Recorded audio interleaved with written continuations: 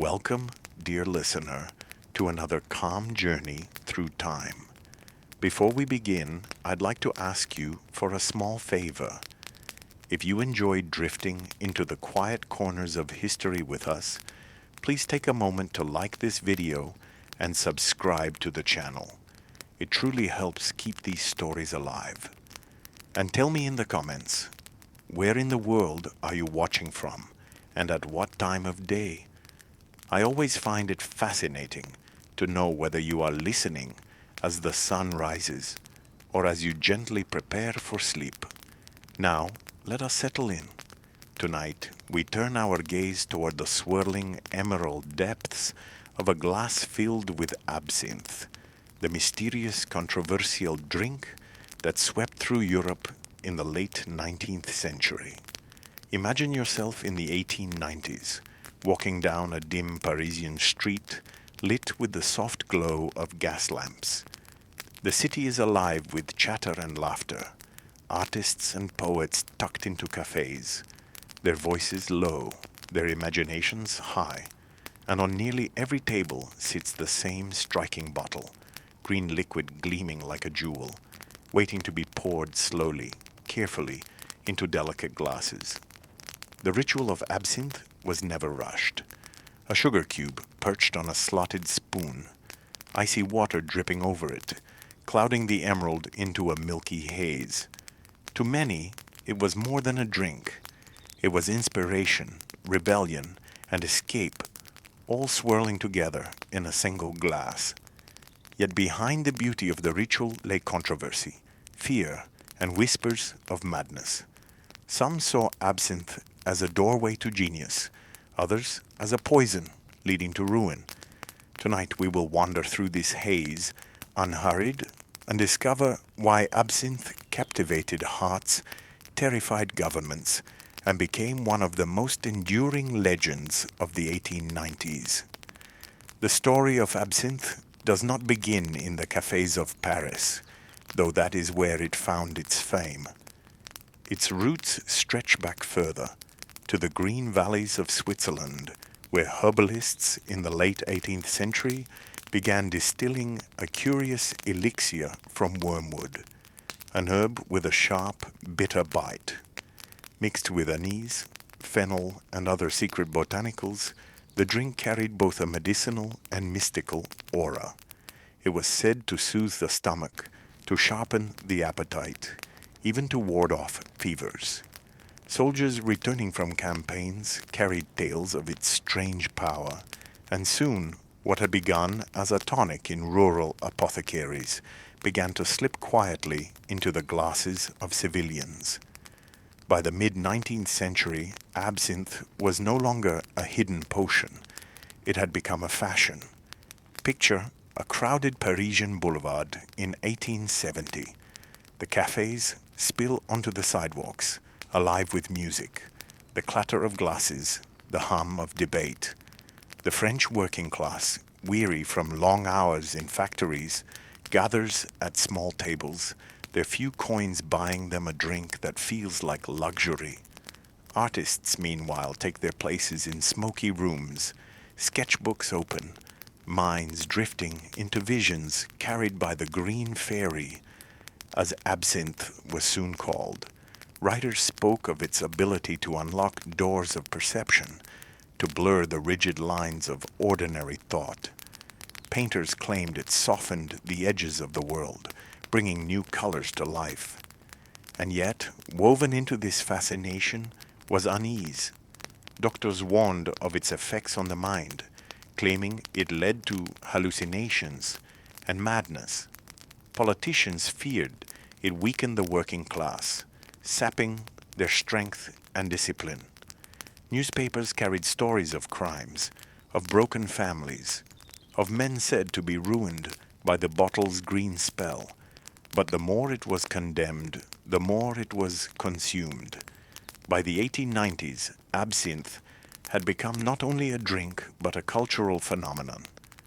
5 o'clock in Paris was no longer just an hour. It was known as l'heure verte, the green hour, when cafes filled with patrons waiting for their glass of cloudy emerald.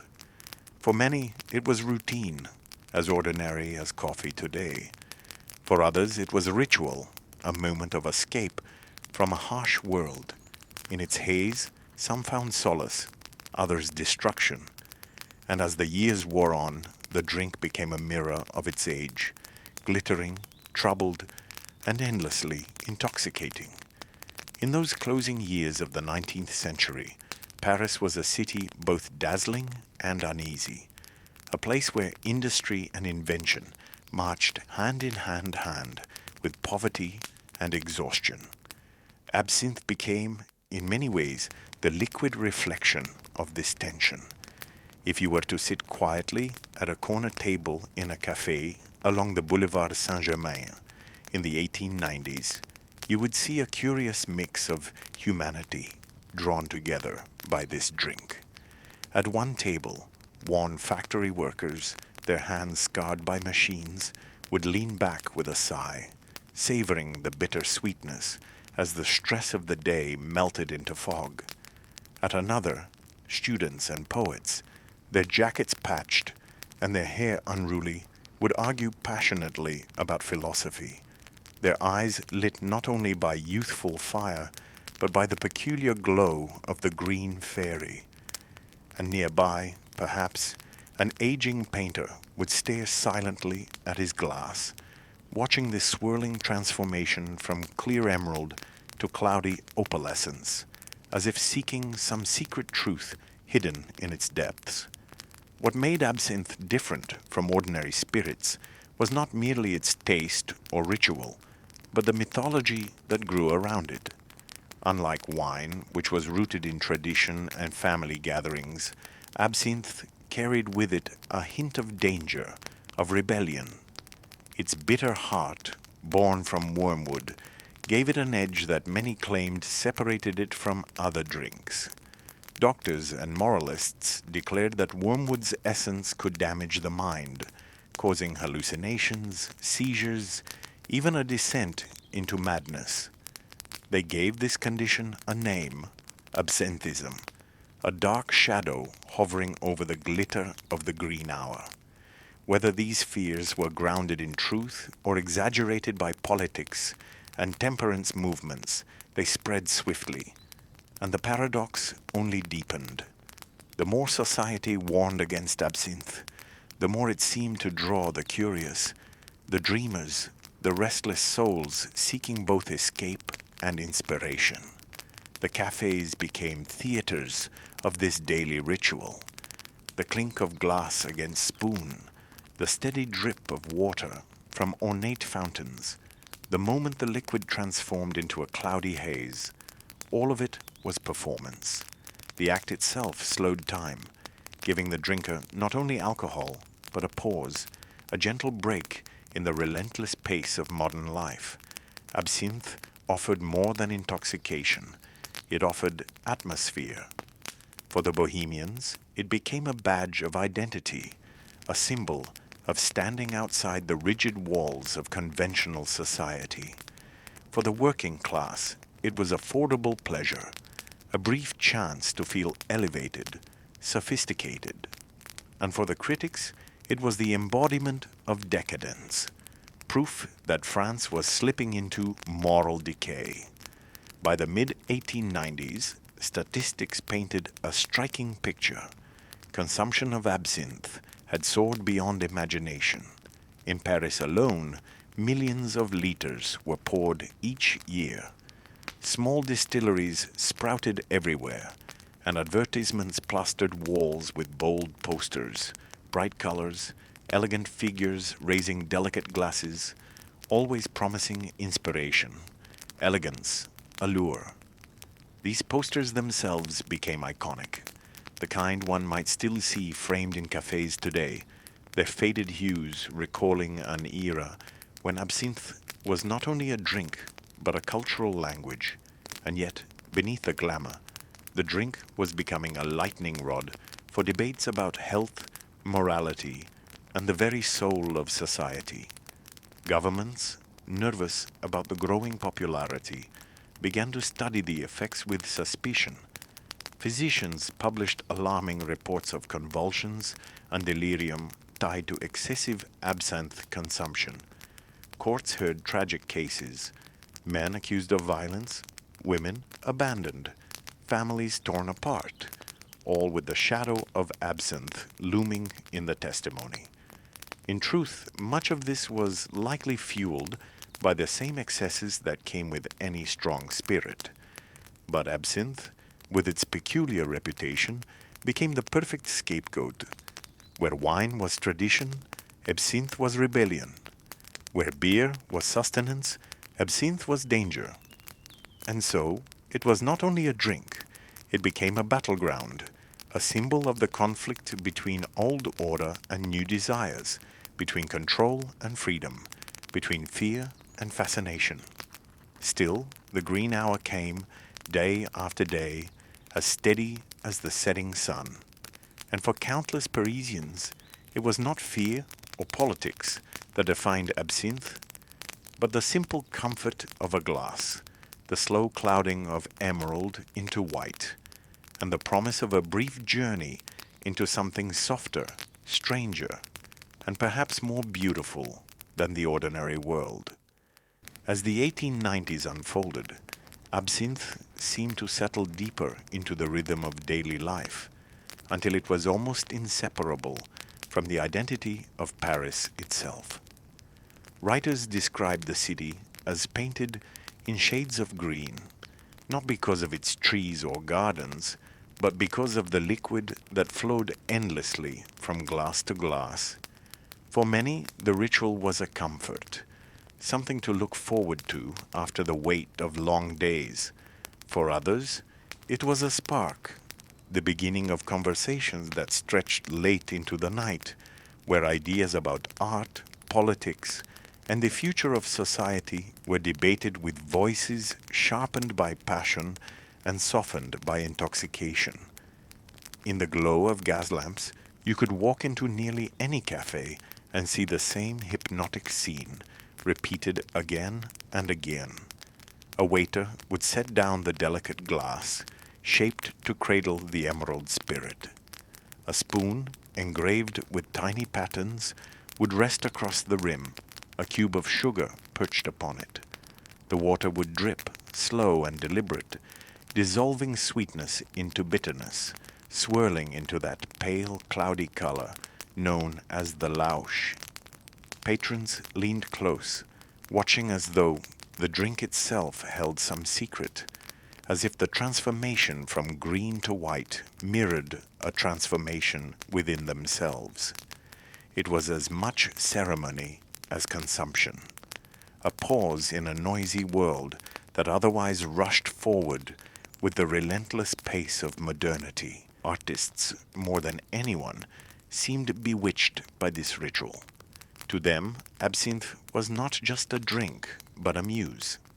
Vincent van Gogh, with his fevered brush strokes, was said to have found inspiration in its haze. Henri de Toulouse-Lautrec carried a hollow cane filled with absinthe, so he could drink discreetly wherever he went.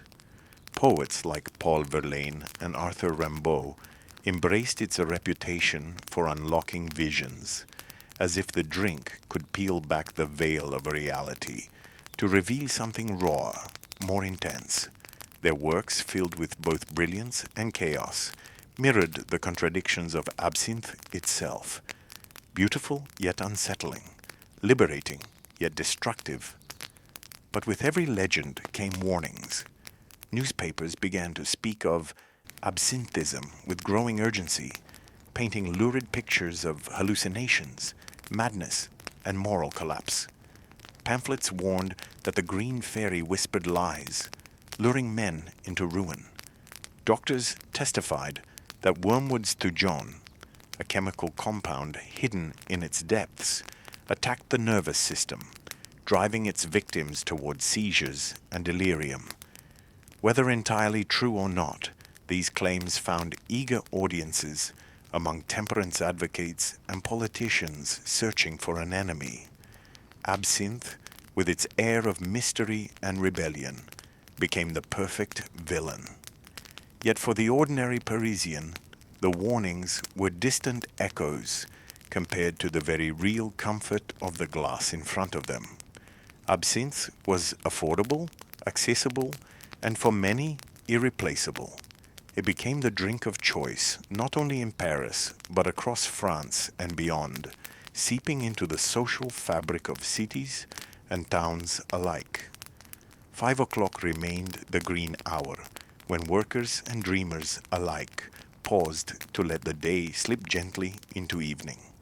And in that moment, whatever fears the newspapers printed, whatever debates the politicians staged, the people returned to their glasses, watching as sugar melted into emerald, and letting themselves drift into that soft, hazy calm.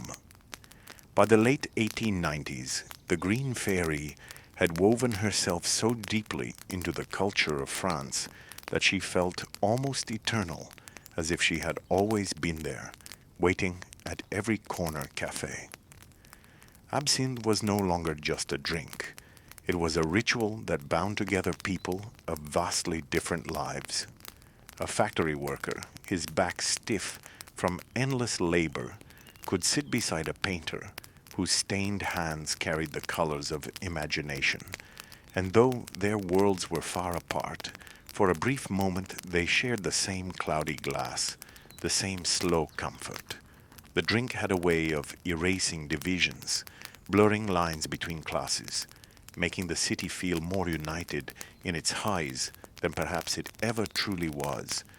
Even beyond Paris, the absinthe craze spread like wildfire. In the small towns of France, in Belgium, in Switzerland, and even across the ocean, bottles began to find their way into households. Posters, bold and colorful, advertised the drink with images of elegant women draped in flowing gowns, often personifying the Green Fairy herself. She appeared alluring and dangerous, a spirit both playful and haunting, whispering to those who gazed upon her. These advertisements, now considered works of art in their own right, captured the strange duality of absinthe, at once beautiful and unsettling, a drink that promised both delight and danger. For artists and writers, absinthe became almost a badge of honor. To drink it was to declare oneself a seeker of truth, someone unafraid of the darker corners of the mind.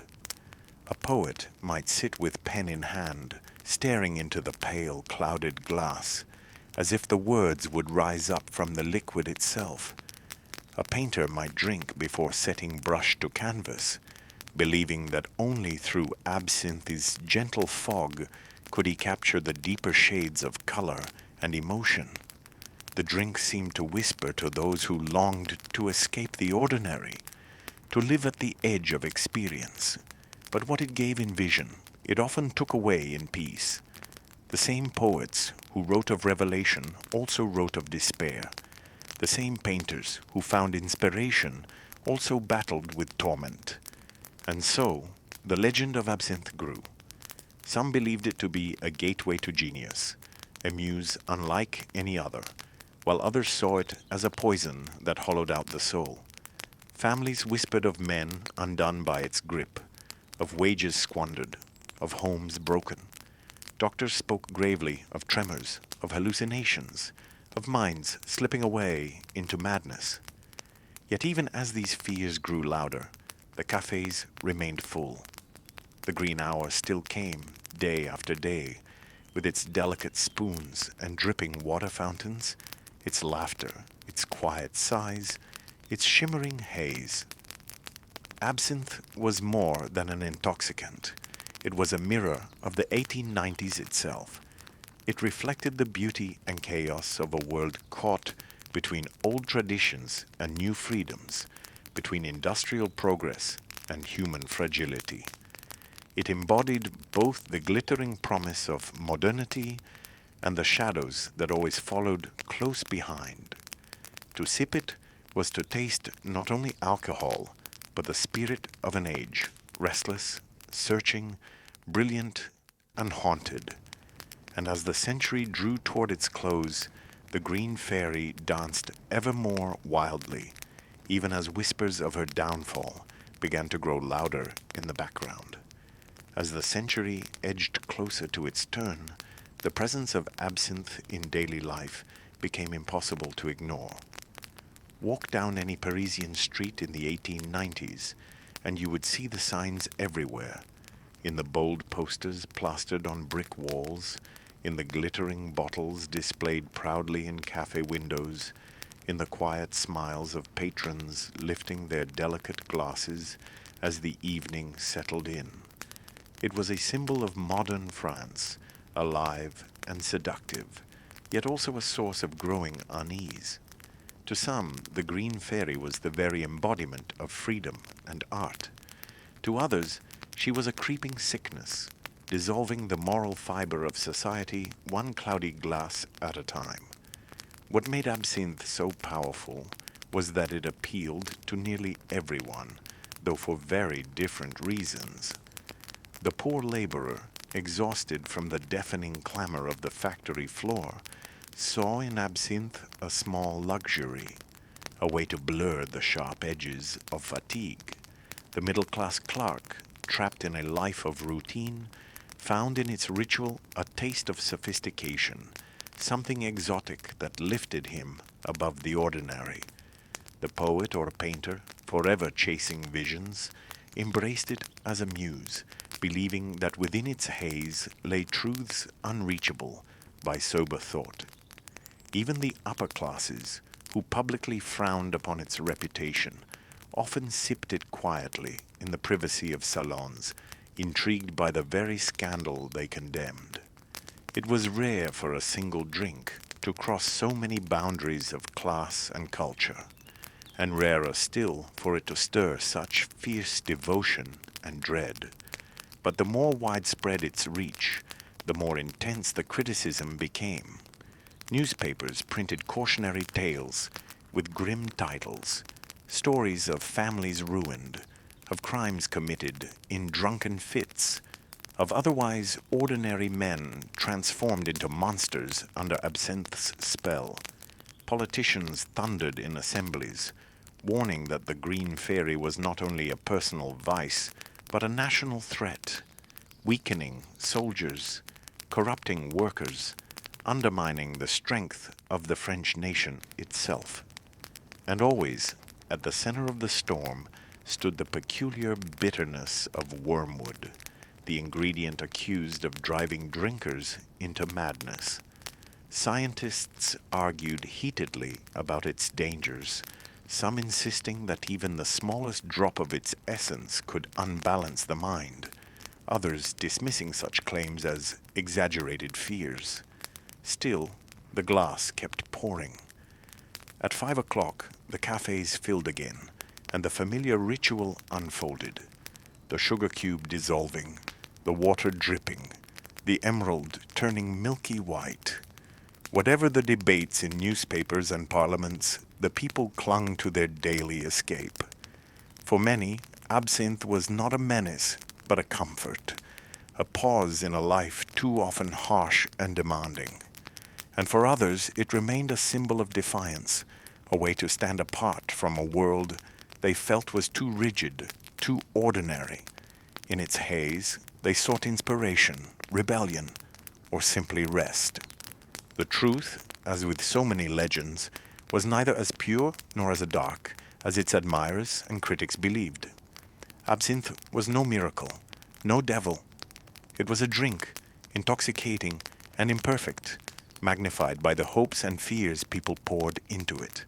Yet that, perhaps, was its greatest power, to become more than itself, to transform into a story, a symbol, a ghostly figure, dancing at the edge of reason. And as the 1890s slipped quietly toward the dawn of a new century, that figure, the green fairy, still danced in every glass, shimmering with both promise and peril, waiting for the next sip. As the new century approached, the fascination with absinthe grew even more intense, almost feverish. In Paris, It was said that the drink was consumed more often than wine, a startling claim in a country that prided itself on its vineyards. Distilleries multiplied, each one boasting a secret recipe, each one insisting that their blend was the truest expression of the green fairy.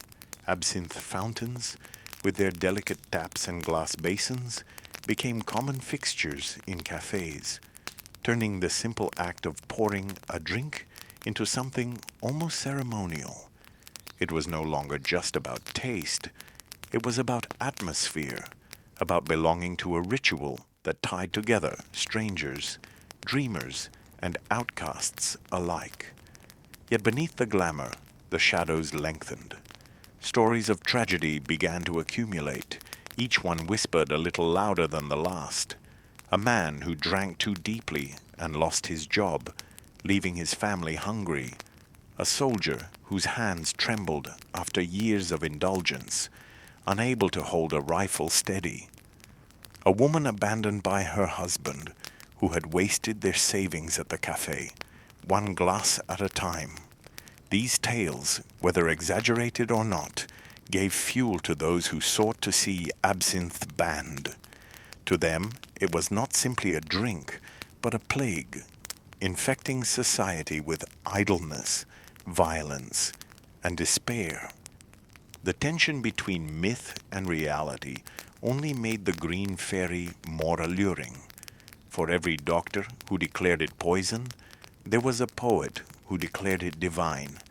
For every politician who spoke against it, there was a painter who claimed his greatest works had been born from its haze. The duality of absinthe, both muse and menace, gave it a power that ordinary drinks could never possess.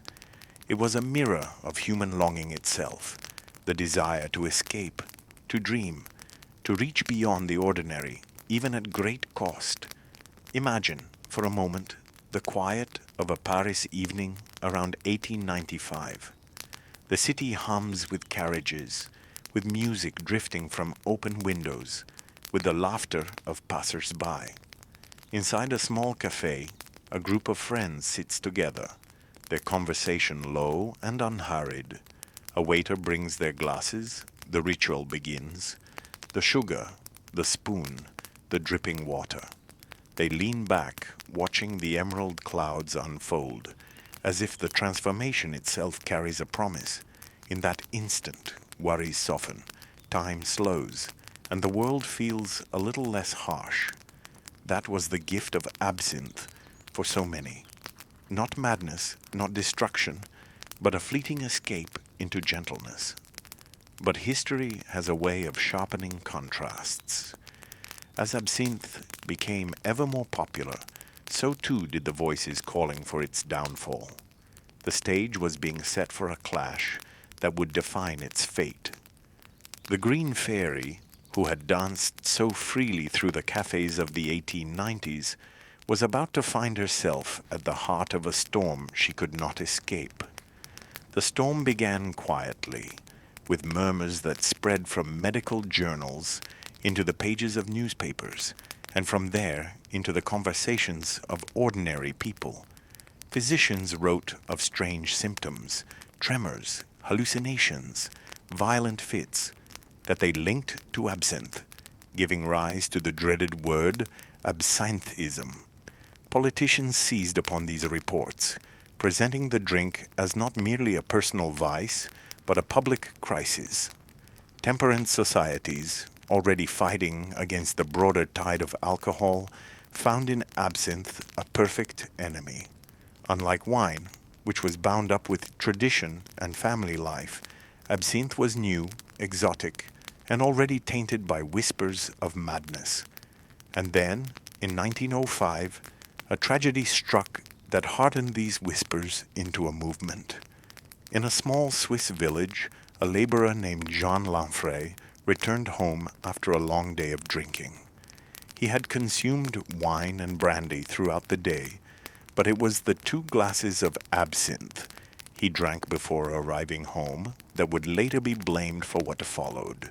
In a drunken fury, he murdered his wife and children, a crime so shocking that newspapers across Europe seized upon it with horror. To the public, it became known simply as the Absinthe murder. The details were complex. Lanfrey's blood had run thick with alcohol of many kinds, but it was the absinthe that bore the blame. Headlines declared it the devil's drink, the poison that had driven an ordinary man to unspeakable violence. Politicians demanded immediate action, doctors repeated their warnings, and preachers thundered from pulpits about the dangers of the Green Fairy. Within weeks, petitions circulated calling for absinthe to be banned outright. The tragedy had crystallized what years of warnings had only hinted at. Absinthe was no longer just a controversial pleasure. It was a threat to society. In Paris, the cafés still filled at the green hour, and patrons continued their rituals, but a new unease lingered in the air. To sip absinthe was no longer a neutral act. It was to defy a growing tide of disapproval. Artists clung to it, insisting that their visions could not be separated from their muse. Working men still turned to it, unwilling to abandon the small comfort it brought after endless toil. But the movement against absinthe was gathering strength, and for the first time in decades, it seemed possible that the Green Fairy's reign might not last forever. Yet even as the calls for prohibition grew louder, the allure of absinthe only deepened. There was something irresistible about a drink both so beautiful and so dangerous. Each glass carried not only the familiar swirl of emerald into milk white, but also a sense of defiance, of standing apart from the rules and fears of the ordinary world. And for as long as the Green Fairy still danced in their glasses, the people of the 1890s continued to follow her, even as the shadows of her downfall drew closer. By the twilight of the 19th century, absinthe had become more than a drink, more than even a ritual. It had become a symbol of an age caught between brilliance and collapse. The world was shifting rapidly. Railways stretched further than ever before. Factories roared with new inventions, and electricity began to glow in streets once lit only by gas. Yet amid all this progress, there was unease, a nervous energy that whispered that modernity came at a price. Absinthe embodied this tension perfectly. To many, it was the liquid soul of modern life, dazzling, intoxicating, quick to inspire, and just as quick to destroy. The green hour, that sacred time of late afternoon, had spread beyond the boulevards of Paris into every corner of France. At 5 o'clock, bells rang in factories, shops pulled down their shutters, and the cafés began to fill. Rows of tables gleamed with polished glass, the silver spoons waiting, the fountains filled with ice-cold water. There was something almost hypnotic about the sameness of it all. Day after day, the ritual repeated itself, as if the entire nation was united in this daily pause, this collective surrender to the haze of the Green Fairy. For some, it was as essential as bread. For others, it was a small rebellion, a way of resisting the grind of an increasingly mechanical world. Writers of the time often captured the contradictions of absinthe in their work. Newspapers might condemn it as poison, yet novels and poems gave it a kind of romance. In the smoky cafés of Montmartre, poets leaned over their glasses, scribbling verses that blurred reality and dream. Painters in cramped studios let their brushes wander across the canvas, the edges of their work glowing with colors as vivid and unstable as the haze in their minds. The Green Fairy was never far from these creations.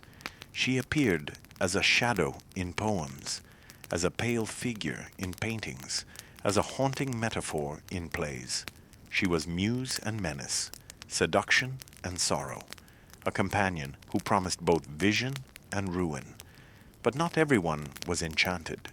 For the rural families who watched loved ones sink into dependence, Absinthe was less a fairy than a thief. Wages disappeared into the cafés, children went hungry, and homes grew quieter under the weight of despair. Doctors described cases of shaking hands, unsteady steps, men who spoke to ghosts only they could see. Courts listened to confessions where crime was blamed, not on the man but on the green fairy who had clouded his mind. The word absinthism echoed like a curse, a modern plague for a modern age. And still the bottles sold, the fountains dripped, the green hour returned each day as faithfully as the sunset. What gave absinthe its peculiar power was not only the drink itself, but the way it reflected human longing. It was never just alcohol. It was an escape, a dream, a tiny rebellion against the ordinary. In its milky glass, one could find courage, or inspiration, or oblivion. It was whatever the drinker needed it to be, and in that way it became more dangerous than any spirit before it, because to banish absinthe was not merely to ban a drink, it was to ban a fantasy, to close the door on an entire world people had built around its ritual. And so, as the century turned and the voices against it grew louder, absinthe still lingered in the cafés, glowing faintly in the hands of those who refused to let go. The green fairy, fragile yet defiant, danced on through the haze, as though she knew her time was running short, but was determined to make her presence unforgettable before she faded into history. Absinthe soon seeped into the very rhythm of European evenings. Picture a café at dusk in Paris or Brussels, the smoke of cigars lingering in the air, the sound of chairs scraping marble floors, and the gentle rattle of spoons as sugar cubes dissolved slowly over perforated spoons into waiting glasses of pale green liquor. It wasn't merely a drink, it was a ritual, almost like a performance that everyone participated in. The drinker would pour a small measure of absinthe, then place a sugar cube carefully on the spoon, resting it above the rim of the glass. A carafe of ice-cold water would be tilted, droplet by droplet, until the sugar softened, broke, and slid into the depths below.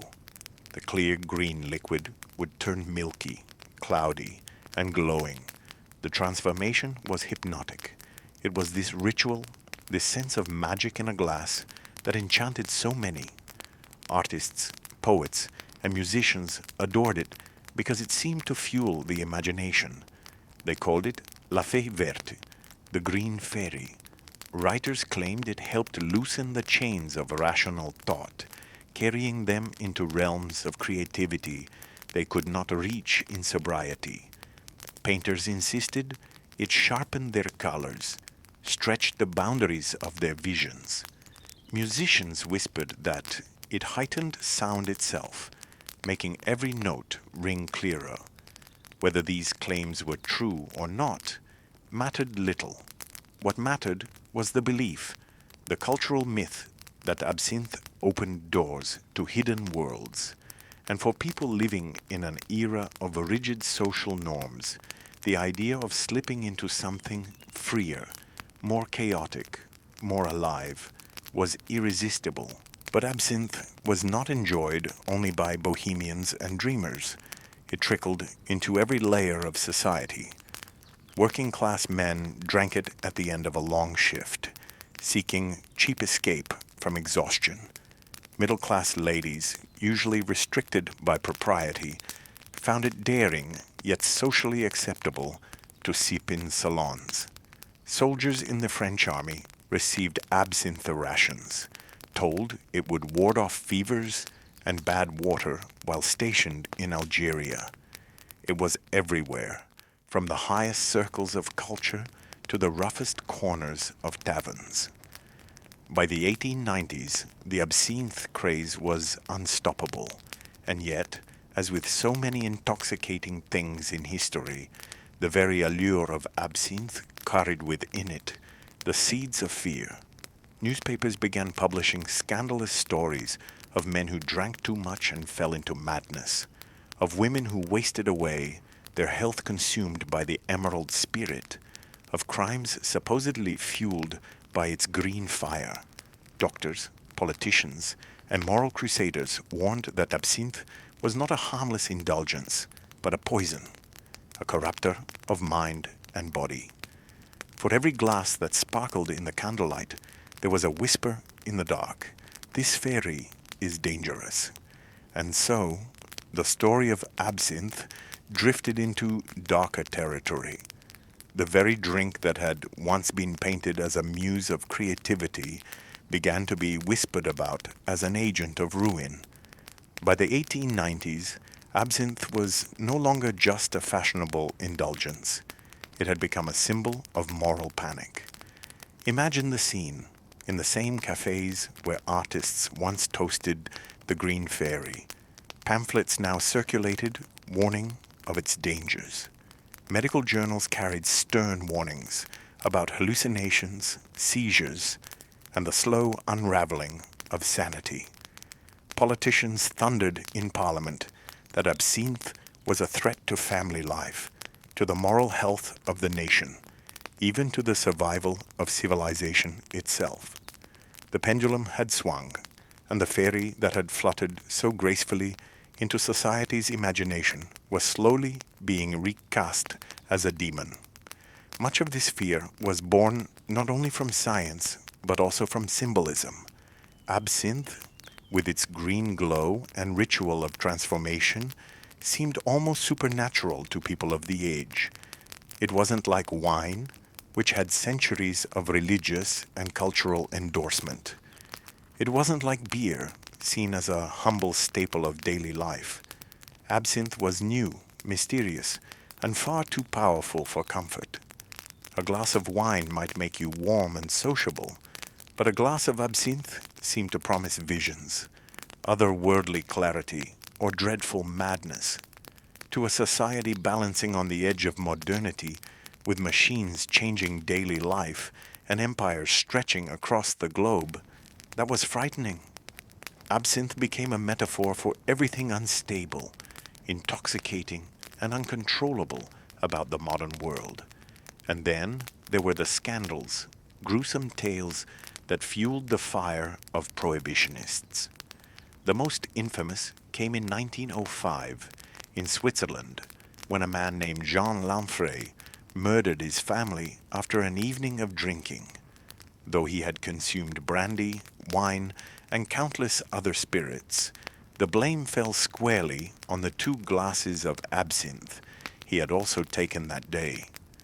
Newspapers leapt on the story, branding it the absinthe murder, and from that moment the green fairy was no longer just a charming muse of poets. It was painted as the very cause of violence, insanity, and social decay. One crime became a symbol, and symbols once planted are hard to uproot.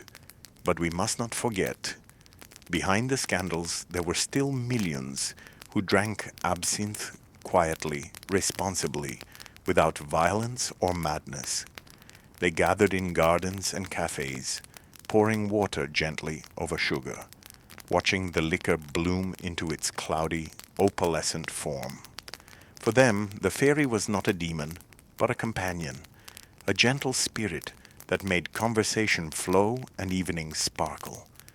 And this is the paradox at the heart of history.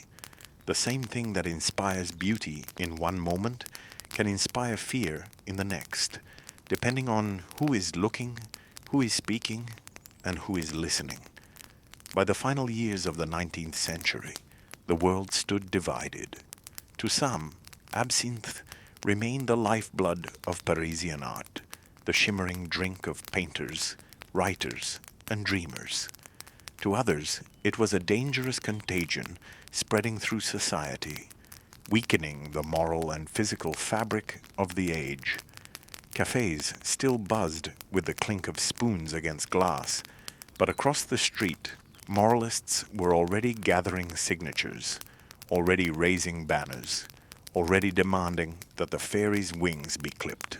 And so, the stage was set for a clash not merely of taste, but of values, between freedom and control, pleasure and fear, creation and destruction.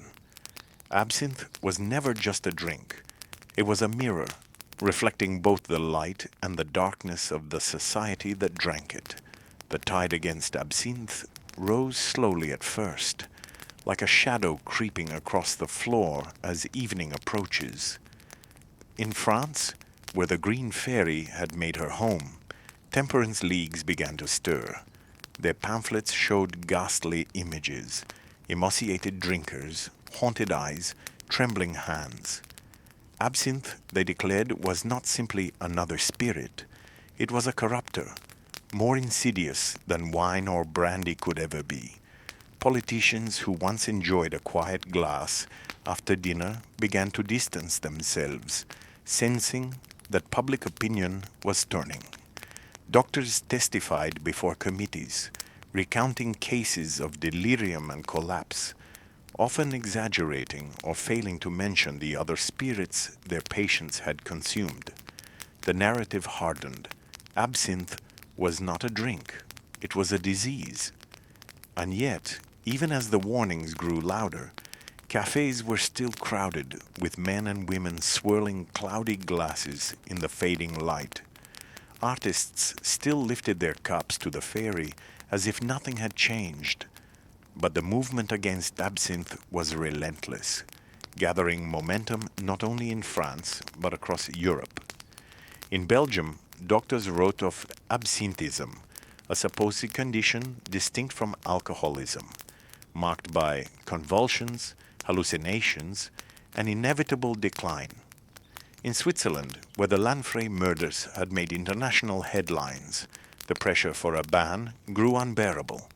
To lawmakers, the solution seemed simple: remove the fairy from society altogether. The bans began to spread. Switzerland outlawed absinthe in 1910. Belgium followed soon after. The Netherlands, Brazil, even the United States began to close their doors to the green liquor. In 1915, France, the very heart of the craze, finally gave in to the storm and declared absinthe illegal. The cafes, where it once flowed so freely, now served only wine and brandy. The elegant ritual of spoon, sugar, and water vanished, replaced by simpler, safer customs. For many, it felt as though a piece of culture itself had been erased, as though the fairy had been banished into the shadows. But of course, history is rarely so clean. Absinthe did not disappear overnight. Bottles lingered in hidden cupboards. Recipes circulated in whispers, and drinkers sought substitutes that carried at least some of its mystery. Some found solace in pastis and other anise-flavored spirits, but they admitted it was never quite the same. The fairy had been clipped, but she had not been entirely destroyed. Looking back, one sees that the bans were not only about health or even about crime. They were about control, about the fear of something too potent, too alluring, too free. Absinthe was never simply alcohol. It was an idea, a symbol of rebellion, of imagination, of escape from the ordinary. And that, perhaps more than the drink itself, is what governments and moralists wanted to contain. Imagine the silence of a Paris café after 1915, when the glasses of milky green no longer appeared on the tables. The air might still hum with conversation, with the scrape of chairs and the shuffle of papers, but something was missing. An enchantment had been lifted. The fairy had flown away, leaving behind only memory, myth, and longing. Yet, even in absence, absinthe lived on. Its ghost haunted literature, painting, and whispered conversations long after the bans took effect. the image of the pale green glass, glowing faintly under the light of gas lamps, lingered in the imagination of a generation. Writers spoke of it as though recalling a forbidden love, a beauty lost to time. Painters who had once dipped their brushes with its fire in their veins still painted its presence into their works, even when they could no longer drink it openly. The fairy had been banished, yes, but she continued to flutter quietly through the cultural memory of Europe. In truth, absinthe became more powerful in myth than it had ever been in reality. The very act of banning it gave it a mystique that ordinary spirits could never achieve. A glass of wine could be had anywhere, but absinthe became a relic of a vanished age, a key to the locked doors of the past. Smugglers carried it quietly across borders. Connoisseurs whispered of secret bottles hidden in cellars, and every so often, in the right café, among the right company, someone would produce a dusty green bottle as though unveiling a treasure. For those lucky enough to taste it in those forbidden years, the ritual became even more enchanting. The danger of illegality added a thrill to the transformation of green into white, to the slow blooming cloud in the glass. Decades passed, and wars reshaped Europe. Nations that once feared absinthe now faced far graver dangers. Cities were bombed, empires crumbled, and the shadow of modern warfare fell across the world. And yet, through all of it, the legend of the Green Fairy survived. In novels, she appeared as a tragic muse. In plays, she haunted the stage as a symbol of excess and ruin. In stories told between friends, she was remembered with a sigh. Even those who had never tasted her spoke of absinthe as though it were a magical, half-imagined thing, more dream than drink. By the late 20th century, as attitudes toward alcohol softened and myths were re-examined, people began to ask, was absinthe truly the demon it had been painted to be? Modern science could not find proof of the horrors once claimed. The hallucinations, the madness, the violence.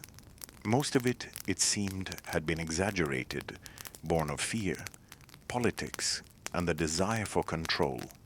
The tugione, the chemical once blamed for visions, existed in such tiny amounts that it could never have caused the wild claims made against it. What destroyed men in the 19th century was not the fairy, but the same thing that destroys men in every age: excess, despair, and the desire to escape through drink. And so, the world began to welcome the Green Fairy back. In the 1990s, laws across Europe and America shifted. Distillers once again experimented with old recipes, resurrecting forgotten flavors. Bartenders relearned the ancient ritual of spoon and sugar, delighting new generations with the slow, milky transformation of absinthe in a glass. What had once been forbidden returned as art, as heritage, as history. The fairy stretched her wings, not as a menace, but as a muse once more. Tonight, if you wander into the right bar, you may still see it. The glass catching candlelight, the sugar cube perched carefully on its spoon, the drip of cold water falling slowly, patiently, until the green blooms into a cloudy white.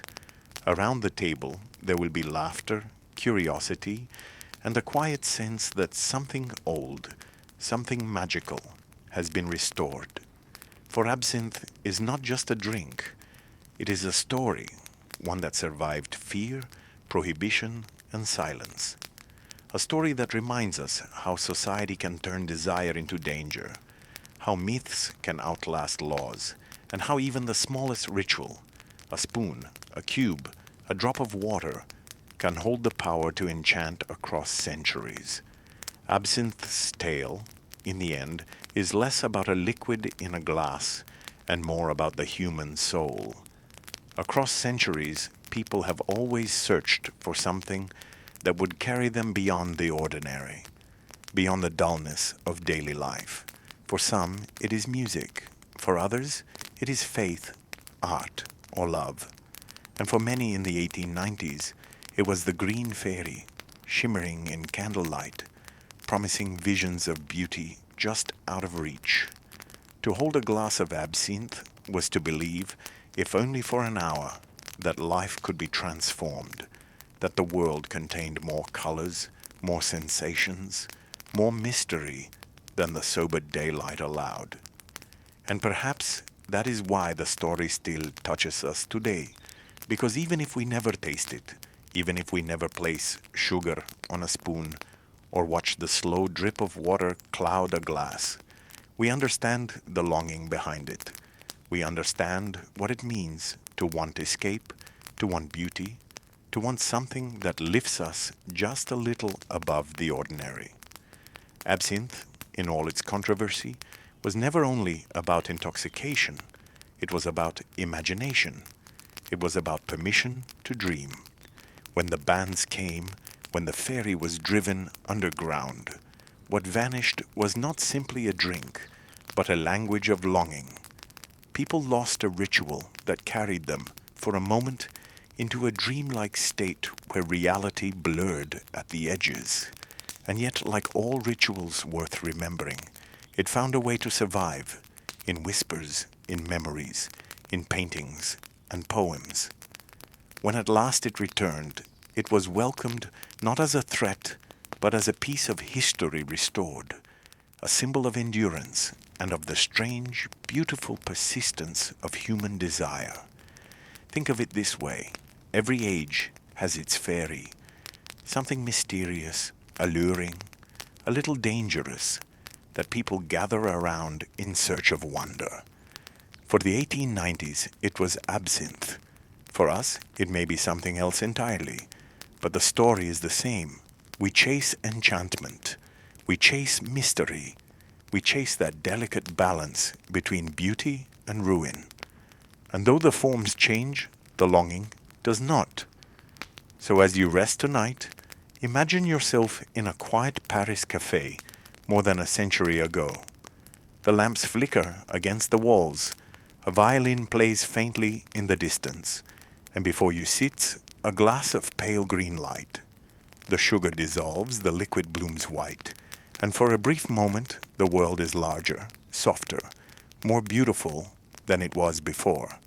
The fairy is there, not as a menace, not as a threat, but as a reminder that wonder, like history, never truly disappears. It lingers, waiting to be seen again. Now, linger a little longer in that cafe. Around you, strangers murmur in low voices, their words blurring into a soft hum that feels more like music than conversation. The wooden tables are worn from decades of elbows and spilled drinks, yet polished smooth by countless hands. A waiter drifts past with a tray, his footsteps muffled on the tiled floor, the clink of glasses following him like a faint chime. Outside, carriage wheels rattle over cobblestones, but here, inside, time seems to have slowed. The ritual of absinthe has made the ordinary moment extraordinary, turning the evening into something dreamlike. If you close your eyes, you can almost feel the air of that vanished world, the faint scent of tobacco smoke curling through the room, the sweet bitterness of anise rising from your glass, the soft glow of lamps painting everything in shades of amber and shadow. This was more than a cafe. It was a stage, and everyone present was part of the performance.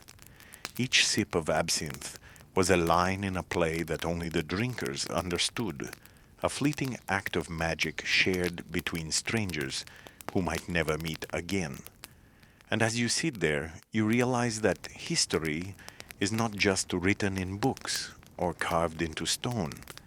It is in these small, delicate moments, the flicker of a flame, the taste of a drink, the way light falls across a table. Absinthe, in its brief and brilliant age, captured something eternal, the human need to transform life, if only for a breath, into art. The violin in the corner plays on, its melody drifting like smoke through the haze of the café. You glance around and see faces, some weary, some animated, each illuminated in a different way by the lamplight. A painter with paint still smudged on his hands leans over his glass, his eyes following the curling patterns of the absinthe as though they were brush strokes on an invisible canvas. Beside him, a poet scribbles in a worn notebook, pausing now and then to sip, his gaze unfocused, lost in thoughts that only the green fairy could coax to the surface. At another table, two lovers sit close, their whispers drowned by the clatter of spoons and the soft laughter of strangers. For them, absinthe is not art nor escape, but a secret ritual, an intimate spell shared only between the two of them. In that dimly lit room, the fairy wears many masks: muse, comfort, companion, temptation. And yet all are drawn to her, each believing she reveals something personal, something hidden that ordinary life refuses to give. Outside, Paris breathes heavily under the weight of the century's end. The city is alive with industry and invention, yet still clings to its shadows. Alleys that echo with footsteps, apartments that smell of coal and damp stone, boulevards where lamplight glitters against wet pavement. Beyond the cafe doors, the world is changing. Electricity is creeping into homes, new machines rattle in factories, and politics stirs uneasily in crowded squares. But here, inside this small cafe, none of that matters. Within these walls, the ritual of absinthe holds back the rushing tide of time, if only for an evening. You lift the glass again, and in its cloudy depths you see not only the reflections of the lamps, but something deeper, the very essence of human longing, the desire to slow down, to soften reality, to step for a moment into a dream. History often speaks of kings and wars, of revolutions and inventions. But sitting here, you realize history is also this: 1,000 tiny moments of people searching for something beyond themselves. A search that never ends, no matter the age, no matter the place. And as you sip, the murmur of the cafe grows distant, like waves pulling back from a shore. The fairy leans closer, not in menace, but in invitation, reminding you that beauty is always fleeting, but never entirely gone. Like a dream, it lingers in the air, waiting to be remembered. The cafe grows warmer as the night deepens, the air thick with smoke and murmured conversation. Candles tremble in their holders, dripping wax that pools like frozen rivers on the tables. The violinist has stopped to rest his hands, yet the silence he leaves behind feels like another kind of music, an emptiness that lets the mind wander. Outside the tall windows, the rain has begun to fall, tapping softly against the glass, blurring the lamps along the boulevard into glowing orbs that look like distant stars. In one corner, an old man sits alone. His coat is worn, his hat resting on the chair beside him. He stares into his glass as though searching for something lost long ago. Every so often he takes a slow sip, and his eyes flicker, not with drunkenness, but with memory. Perhaps he recalls the wars of his youth, or the face of someone he once loved. The absinthe is not his muse, nor his escape. It is his companion, patient and silent, listening to the stories he no longer tells aloud. Nearby, a group of young students lean together, their voices bright and restless. They argue about art, about politics, about the future that feels just within their reach. Each of them believes the world will soon change, that their words, their ideas, their passions will shape the century to come. They drink absinthe not to forget, but to imagine, to feel as though their thoughts are alive with electricity. One of them gestures wildly, spilling a drop onto the table. They laugh, but no one wipes it away. The green stain remains, a mark of the evening's fevered dreams. The waiter drifts from table to table, his tray balanced easily in his hand. He knows each customer's ritual. The artist who likes only a thin stream of water, the poet who insists on 2 cubes of sugar, the solitary old man who never asks for anything but still receives a quiet nod of respect. The waiter has seen countless nights like this, yet he too is caught in the spell. The rhythm of pouring, the slow drip of water, the cloudy bloom of green into white. It is a kind of prayer, repeated again and again until the whole room seems to breathe in unison. And then, if you listen closely, beneath the laughter and the clinking of glass, you can almost hear the city itself. Paris at night is not quiet. It sighs, it hums, it moves with a restless energy that no walls can contain. But here, inside this cafe, that energy feels softened, as though the fairy herself has drawn a veil across the world, allowing everyone to linger in a slower time. Absinthe is no longer just a drink in these moments.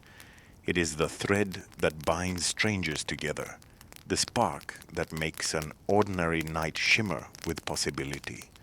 And as the hours pass, as glasses empty and are filled again, you realize that this is the true legacy of the Green Fairy. Not madness, not scandal, but connection. A fleeting harmony between souls, drawn together by ritual, by longing, by the quiet magic of a drink that became a dream. And yet, the Green Fairy was not only a drink, it was a mirror. To some, it reflected dreams and creativity, but to others, it revealed shadows they had tried so hard to bury. In smoky bars and cramped studios, friendships were born over its glowing glass, but so were feuds, betrayals, and tragedies.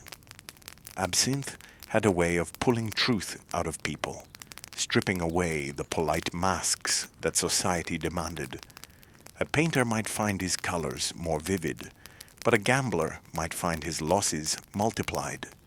A poet could soar into visions, while a soldier might stumble into despair.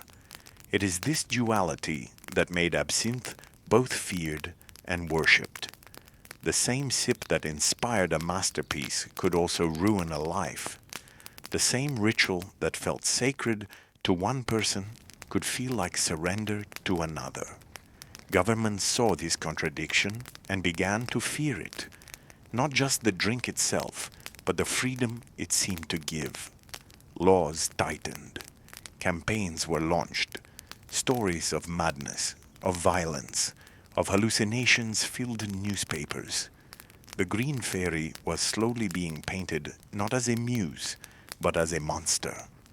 Still, people resisted.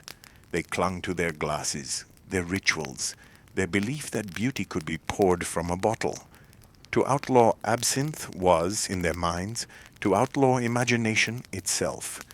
And so, a quiet rebellion brewed in hidden corners, where bottles were smuggled, recipes rewritten, and glasses raised in defiance. The storm against absinthe did not arrive all at once. It built slowly, like thunder rolling over distant hills, before breaking into a downpour. At first, the warnings were whispers. Doctors' warning of absinthism, a mysterious illness said to gnaw away at the mind.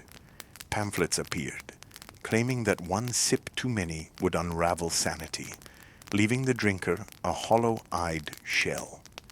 Whether these tales were grounded in fact or fanned by fear hardly mattered. Rumor is often stronger than truth, especially when repeated in the press. Governments took note. For absinthe was not just a drink, it was a symbol. It represented freedom of thought, rebellion against order, and the unruly spark of creativity that could not be easily controlled. And anything that lived outside control was dangerous. Politicians found it useful to point to the green fairy as the culprit for crime, for poverty, for domestic violence, for moral decline. It was easier to blame the contents of a glass than the complexities of human life. By the late 19th and early 20th centuries, the campaign against absinthe turned from murmurs into thunder. Posters screamed warnings of madness, showing men with wild eyes and women descending into ruin. Clergymen preached against it from pulpits, branding it as a devil's potion sent to corrupt the soul. Doctors testified in courts, politicians raged in chambers, and newspapers sold headlines of families torn apart by the green curse. But perhaps the most powerful blow came not from words, but from tragedy. In 1905, in Switzerland, a man named Jean Lanfray returned home after drinking heavily. Among the many drinks he consumed were 2 glasses of absinthe. In a drunken rage, he committed a crime so brutal it shocked Europe. Newspapers seized upon one detail: not the wine he drank, not the brandy, not the countless other spirits, but the absinthe. It became the villain of the story. Almost overnight, the green fairy was painted as a murderer. Public outrage swelled. Petitions flooded the government, and within months, absinthe was banned in Switzerland. Other countries followed quickly: Belgium, the Netherlands, France, and beyond. One by one, the fairy's wings were clipped, and the glowing ritual of sugar and glass was pushed underground. Yet, history has a way of hiding treasures rather than erasing them. Absinthe never truly vanished. It slipped into shadow. In secret rooms, bottles continued to pour. Recipes were hidden in notebooks, whispered between generations. In the back rooms of Paris, in the villas of Spain, in the hidden cellars of New Orleans, the fairy lived on in secrecy. Even as the world declared it a poison, some refused to believe. To them, the ban was not about health, but about control. Absinthe was dangerous, not because of what it did to the body, but because of what it unlocked in the mind. And so, those who still sought her light learned to do so in whispers, in quiet, in the flicker of candlelit gatherings, where laughter and poetry continued to bloom. The green fairy had been driven from the public stage, but she still lingered in the wings, waiting, patient, timeless. And so as the ban spread like wildfire across Europe and beyond, absinthe slipped into that peculiar realm where objects of desire often go when they are forbidden. It became a whispered name, a rumor passed between lips that feared to be overheard, a secret treasure for those who dared to look for it. The green fairy was no longer a public spectacle in cafés and gardens. It became a shadow, a story, a forbidden flame that burned brightest in those who missed her most. In Paris, the cafés that once rang with the sound of clinking glasses grew quieter. The great ritual of absinthe, sugar cube, slow drip, clouding liquid, was replaced with the duller ceremony of wine or the bitter harshness of cheap spirits. But absinthe lingered in the memory, like a lost lover who haunted every street corner. The artists, the poets, the dreamers, they carried her in their minds, even when their hands could no longer reach for the glass. In Switzerland, where the ban began, smugglers discovered that there was money to be made from nostalgia. They carried bottles across borders, slipping through mountain passes at night, hiding flasks beneath wagons of hay, or smuggling powdered wormwood to be mixed in secret kitchens. Authorities cracked down where they could, but the fairy was too small, too invisible, too fluid to capture. A few drops were enough to spark the imagination, and that was all that was needed to keep her alive. In Spain, where the bans were slower to take hold, absinthe never truly disappeared. Along the sunlit cafés of Barcelona and Madrid, bottles still poured, and travelers from stricter lands came seeking her in whispers. There, the fairy kept her wings, though quieter, less flamboyant than in Paris. In small taverns, locals drank without ceremony, their conversations thick with tobacco smoke, their laughter spilling into the night. To them, absinthe was not madness or rebellion. It was just another drink, woven into the fabric of daily life. Across the Atlantic, in New Orleans, the fairy found refuge as well. In the dim-lit French Quarter, absinthe dripped over sugar, blooming into milky green, served to gamblers, sailors, and wanderers of the night. There, under the shadow of wrought-iron balconies, absinthe took on a new character, half memory of Europe, half spirit of America. And though whispers of bans followed, the ritual survived, etched into the city's soul. Still, the legend of absinthe grew darker as the years passed. For most of the 20th century, it was spoken of like a myth, something toxic, something forbidden, something dangerous. Entire generations grew up believing that one sip could summon madness, that one glass could ruin a man's mind. Posters from decades past lingered in memory. Wild-eyed men, trembling women, ruined homes. The fairy's name was no longer linked with art and music, but with poison, crime, and decay. Yet, what history often hides, it also remembers. By the late 20th century, scholars and curious drinkers began to dig deeper. They opened old medical reports, read the notes of chemists, and studied the forgotten recipes. What they discovered was surprising. Much of the hysteria had been built not on science, but on fear. The dreaded absinthism was never truly proven. The tragedies blamed on absinthe were often fueled by other spirits, wine, brandy, beer, yet the fairy took all the blame. In truth, absinthe was strong, but no more deadly than the many liquors that remained legal. This realization sparked a quiet revival. First in small corners of Europe, then across the Atlantic, distillers began to experiment again. Old recipes were dusted off, wormwood was planted once more, copper stills were lit, and slowly, carefully, the green fairy was invited back into the world. The return was not grand or loud. It was cautious, almost shy, like a ghost stepping back into the light. Laws shifted, regulations softened, and one by one, nations lifted the century-old bans.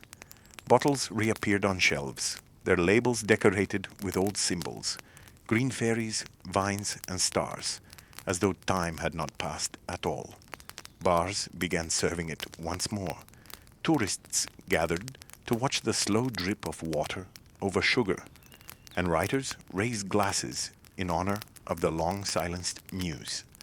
And yet, even in her rebirth, the fairy carried her old mystery. She was no longer the common drink of Parisian laborers or soldiers. She became something rare, almost sacred. To taste her was to sip history itself, to join hands with the poets and painters of another age, to feel a link to a world both gone and still alive in memory. Absinthe was no longer just a drink. It was a story, a myth, a memory of rebellion, of art, of fear, of beauty. To drink it was to conjure the ghosts of Van Gogh, Verlaine, Rimbaud, Picasso. It was to sit again in a Paris café at sunset, to listen to the violin, to watch the pale green light swirl and bloom, and to remember that the fairy had never truly died. She had only been waiting. And so her legend continues, in whispers, in rituals, in the quiet moments when history brushes against the present. She is no longer the terror of governments or the scandal of newspapers, but she remains the same elusive muse, dangerous to some, beautiful to others, eternal to all who believe. So let us linger here, at the edge of history, where fact blurs with feeling, and memory becomes softer than truth. Picture Paris once more, not the Paris of headlines or revolutions, but the Paris of shadowed streets, where cobblestones glisten beneath lamplight and windows glow faintly against the night. The hour is late. The cafés are quieter than they once were, their chatter dimmed, their tables nearly empty. But in one forgotten corner, a ritual remains. A glass, a spoon, a cube of sugar, a slow drip of water. And as the liquid clouds, the past and present merge, the green fairy is there, not loud, not brazen, not clamoring for attention, but drifting like a thought you almost forgot you had. She is in the curl of cigarette smoke, in the faint notes of a violin played by someone you cannot see, in the soft laughter of strangers who will never know your name. She is not danger nor salvation, but something in between. A reminder that beauty is fleeting, that inspiration cannot be contained, that the world is never as small as it seems. Think of the countless souls who once lifted this same glass. The soldier before marching to war, the painter staring at a blank canvas, the poet lost between words, the seamstress resting tired hands after a long day. For each of them, this drink was not just liquor. It was a companion, a doorway, a breath of something larger than themselves. In their moments of loneliness or hope, of exhaustion or joy, the fairy was there, silent and invisible, yet unmistakably real. And though decades of bans tried to erase her, she remained. In secret gatherings, in smuggled bottles, in fading memories passed from parent to child. The fairy was never truly absent, only hidden, only waiting. When at last she stepped back into the world, it was as though she had been there all along, watching, patient, eternal. Tonight, as you listen, you can imagine yourself part of that same lineage. Your body resting, your breath steady, your mind wandering across centuries. You are not here in this modern room. You are there in the quiet of a 19th century cafe. Candlelight flickering across the table, the murmur of voices, a lull in the air.